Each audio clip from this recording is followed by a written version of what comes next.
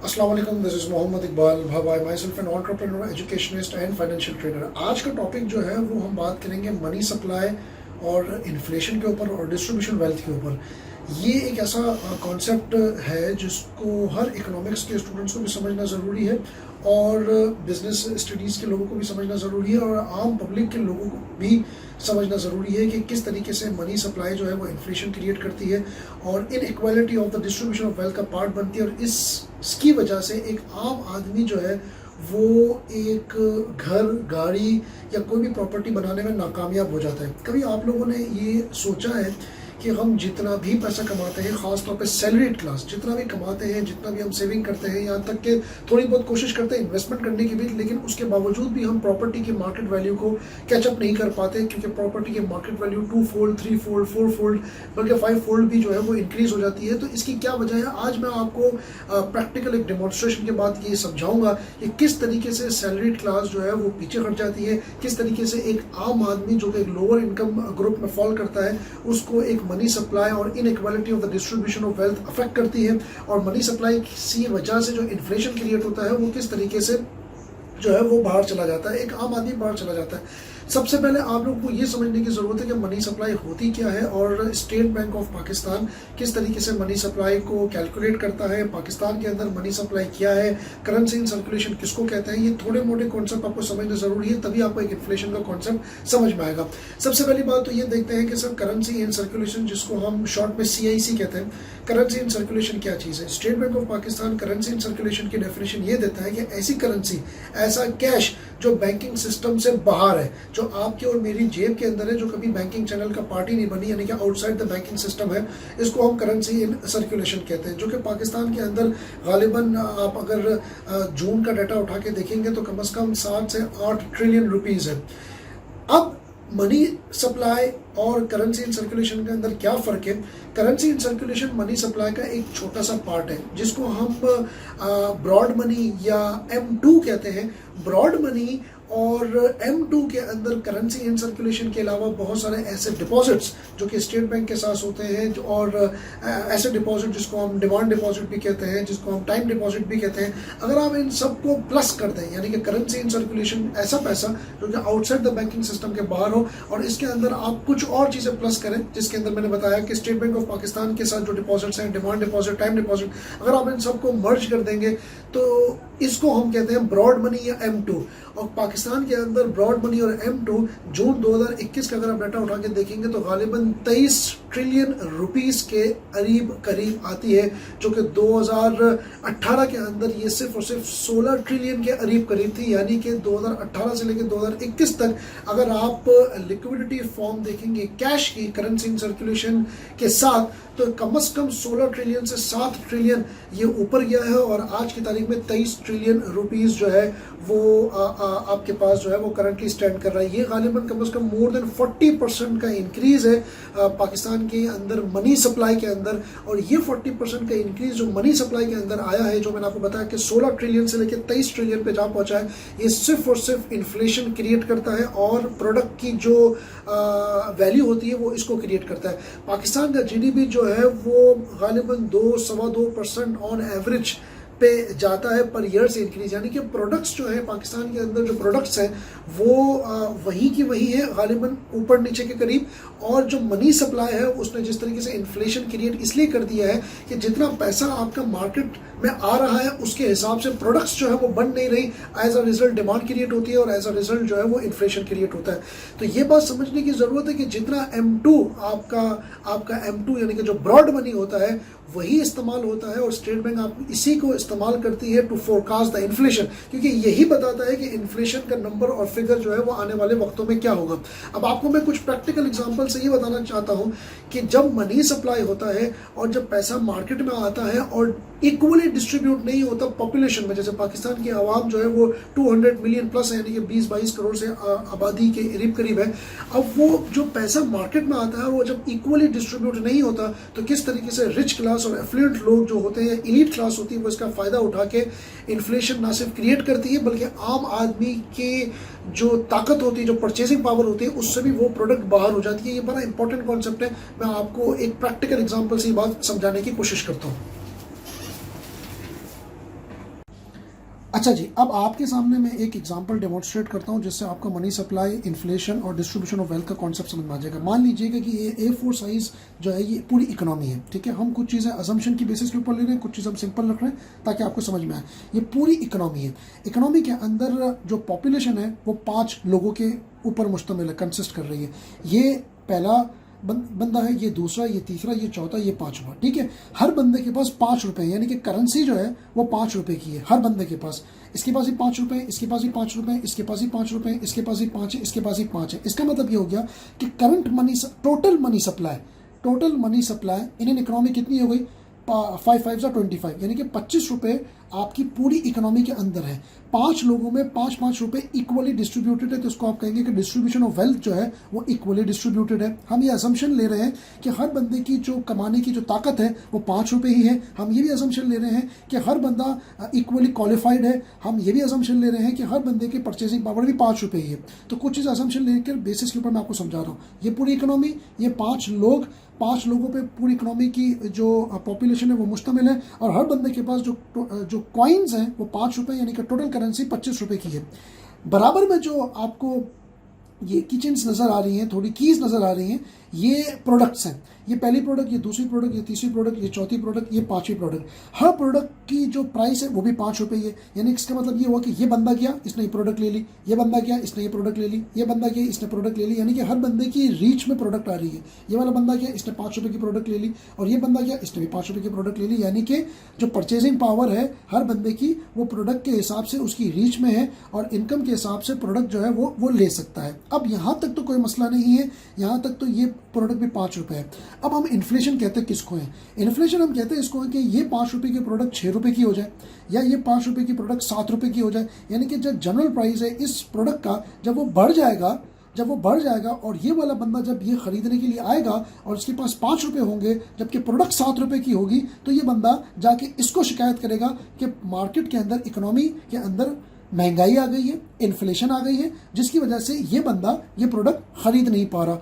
तो ये 7 रुपये की प्रोडक्ट या ये 6 रुपये की प्रोडक्ट या जितनी प्रोडक्ट इस बंदे की रीच से बाहर जाएगी, इसी को हम इन्फ्लेशन कहते हैं, इसी को महंगाई कहते हैं, जो कि हम पाकिस्तान में देख रहे होते हैं। सवाल ये है कि अभी तक तो नहीं है, ऐसा क्या काम होगा जिससे ये जो प्रोडक्ट है ये 6 रुपये की हो जाएगी, यानी कि 5 रुपये से ज़्यादा बढ़ जाएगी और इसकी रीच से बाहर चली जाएगी। अब आप ज़रा समझिएगा, मान लीजिए कि इन 5 में से इस बंदे के ताल्लुकात हैं बैंक्स के साथ। ये बंदा इन 5 में रिच है, इसके कॉन्टैक्ट्स हैं गवर्नमेंट के साथ भी, बैंक के साथ भी। समझ लें ये बैंक है, ये आपके सामने जो कॉइन नज़र आ रहा है 12, ये बैंक है। अच्छा, ये देखने में तो आपको 5 रुपये का लग रहा होगा, लेकिन ये है 10 रुपये का। ये 10 रुपये का कॉइन है। ये बैंक है जिसके पास टोटल 10 रुपये ही है। ये बंदा इसको अप्रोच करता है और ये कहता है, यानी कि बैंक को कहता है कि मुझे आप लोन दें, ठीक है जी, ये मुझे आप लोन दें। बैंक इसको लोन देने में राज़ी हो जाती है। ये बंदा अपनी जगह पर आता है और बैंक इसको जो लोन देती है वो टोटल 10 रुपये का दे देती है।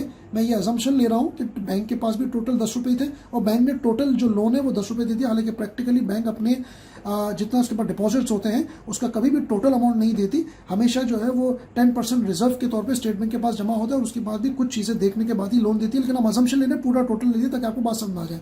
अब समझिएगा बात, ये बैंक ने इस बंदे को 10 रुपये दे दिए। अब इस बंदे के पास टोटल कितने हो गए? 15 रुपये। इस बंदे के पास टोटल कितने हो गए? 15 रुपये। अब पूरी इकोनॉमी में जो पहले 25 रुपये थे अब कितने हो गए? 35 रुपये। इसका मतलब है कि मनी सप्लाई इस पूरी इकोनॉमी के अंदर पहले 25 रुपये थी, अब हो गई कितनी? 35 रुपये, जबकि प्रोडक्ट 5 ही है। प्रोडक्ट के अंदर कोई इजाफा इसलिए नहीं हुआ, क्योंकि आपके मुल्क की जो प्रोडक्ट यानी कि जो सप्लाई ऑफ द प्रोडक्ट है वो उतनी ही है।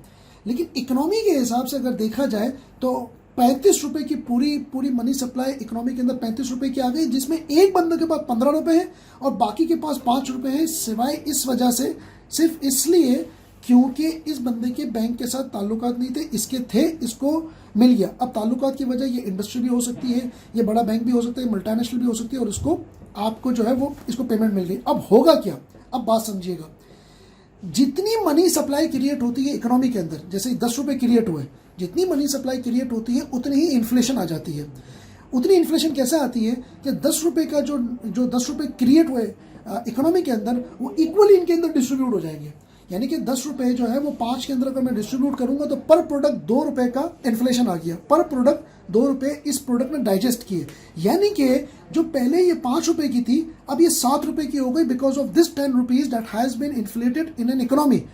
जो कि ये जो ये 10 रुपये इकोनॉमी के अंदर पेनिट्रेट हुए हैं, इस वजह से ये 10 रुपये डिवाइड हो जाएंगे इस पांचों में और 2 रुपये के हिसाब से आपकी प्रोडक्ट बढ़ गई। यानी कि अब इसकी प्रोडक्ट भी, ये भी प्रोडक्ट 7 रुपये की हो गई, ये भी 7 रुपये की हो गई, ये भी 7 रुपये की हो गई, ये भी 7 की हो गई, ये भी 7 की हो गई। तो इन्फ्लेशन किस वजह से आया? उस मनी सप्लाई की क्रिएट होने की वजह से। अब यहाँ पे दूसरा इंपैक्ट देखिएगा।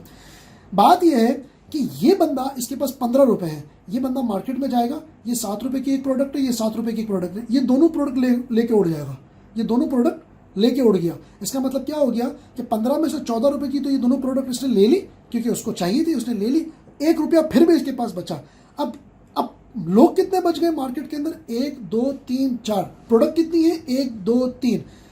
एक तो बात ये हुई कि मार्केट में मनी सप्लाई सिर्फ और सिर्फ 20 रुपये की है और प्रोडक्ट की जो प्राइसिंग है वो 21 रुपये की हो गई है, यानी कि 7 14 और 7 21, यानी कि ये 4 मिलकर भी इस प्रोडक्ट को डाइजेस्ट नहीं कर सकते इन टोटल। पहली बात। दूसरी बात, अगर ये बंदा जाएगा 5 रुपये लेकर अपने प्रोडक्ट के पास तो प्रोडक्ट 7 रुपये की है, ये ले नहीं सकेगा। ये बंदा जाएगा तो भी नहीं ले सकेगा, ये बंदा जाएगा तो भी नहीं ले सकेगा, ये बंदा जाएगा तो भी नहीं ले सकेगा।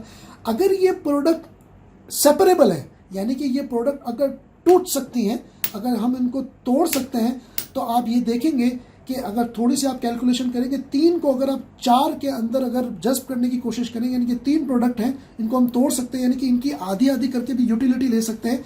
तो इन 3 को अगर हम 4 के अंदर करेंगे तो हर बंदा सिर्फ 75% of the product he consume कर सकता है, इसके अलावा कंज्यूम ही नहीं कर सकता। इसका मतलब ये हुआ कि सिर्फ और सिर्फ इन्फ्लेशन की वजह से या तो बंदा डिसअपॉइंट होकर इस 5 रुपये को अपने पास रख लेगा, या बंदा पूरा एक प्रोडक्ट को सेटिस्फाई नहीं कर सकता, सिर्फ और सिर्फ इसका 75% ही कंज्यूम करेगा, या फिर ये होगा कि ये बंदा, ये दोनों मिलेंगे और फिर एक प्रोडक्ट लेने की कोशिश करेंगे जो कि इकोनॉमी के अंदर दोबारा से एक खला क्रिएट कर देगी। तो this is the whole scenario of inflation, money supply and the distribution of wealth. चूंकि डिस्ट्रीब्यूशन ऑफ द वेल्थ एक बंदे को सही तरीके से नहीं मिली, चूंकि ये सिर्फ एक बंदे को मिली, जिसकी वजह से इनइक्वालिटी क्रिएट हो गई, इन्फ्लेशन क्रिएट हुआ मनी सप्लाई की वजह से। अब मैं आपको इसका एक और रुख बताता हूँ। मान लीजिए कि ये बैंक नहीं है और ये गवर्नमेंट है, मैं इसको इसकी जगह पर रख देता हूँ, ठीक है। मान लीजिए कि ये बैंक नहीं था और ये गवर्नमेंट है, यानी कि ये बंदा गवर्नमेंट के पास गया और गवर्नमेंट ने इसको सब्सिडीज या गवर्नमेंट ने इसको लोन्स दे दिए और फॉर एग्जांपल गवर्नमेंट ने इसको 10 रुपये दे दिए। अब गवर्नमेंट, हमारे पाकिस्तान की गवर्नमेंट पहले दिन से ही डेफिसिट में चल रही होती है, यानी कि गवर्नमेंट खुद बैंक से पैसे लेती है। तो अब आप ये सोचें कि अगर बैंक अपना पैसा वसूल नहीं कर पाया इस बंदे को देकर अगर बैंक अपना पैसा वसूल नहीं कर पाया या गवर्नमेंट वसूल नहीं कर पाई, इसका मतलब है बैंक अपने बुक्स के अंदर बैड डेट्स रिकॉर्ड करेगा, यानी कि रिकवरेबल लोन उसका नहीं होगा, और जो नहीं होगा वो भी गवर्नमेंट टैक्सों की सूरत में ही इन चारों लोगों से लेगी, 1 2 3 4 5, चाहे वो डायरेक्ट टैक्स हो या वो इनडायरेक्ट टैक्स हो। यानी कि अल्टीमेटली सैलरीड क्लास या अल्टीमेटली वो लोग जो लो इनकम में आते हैं या अल्टीमेटली वो लोग जो कि जिनकी रसाई नहीं होती, वो हमेशा पिसते इसलिए हैं क्योंकि मनी सप्लाई जो है वो एक प्रॉब्लम क्रिएट कर देती है, जिसको हम प्रिंटिंग ऑफ द मनी भी कहते हैं। ये याद रखिएगा कि हमेशा जो भी मनी सप्लाई होती है ख़ास तौर पे अगर वो प्रिंटिंग ऑफ द मनी से आती है, और प्रिंटिंग ऑफ द मनी से अगर वो मनी सप्लाई क्रिएट हो रही है आपकी इकोनॉमी के अंदर, so that will not only create an inflation but will also cause the inequality of the wealth. Inequality of the wealth का मतलब ये हो गया कि पॉपुलेशन के अंदर जो है वो डिस्ट्रीब्यूशन ऑफ द वेल्थ जो है वो इनइक्वालिटी पे आएगी। इसको बीट करने का तरीका सबसे अच्छा और सबसे बेहतरीन तरीका इसको बीट करने का यही है कि you have to raise your income to the level जहाँ पे आपकी इनकम इतनी हो कि आप उससे सेविंग क्रिएट कर सकें, सेविंग से आप इन्वेस्टमेंट क्रिएट कर सकें, और इन्वेस्टमेंट ऐसी जगहों पे क्रिएट करें जो कि इन्फ्लेशन को बीट करें। ये बेसिक इकोनॉमिक्स की थ्योरी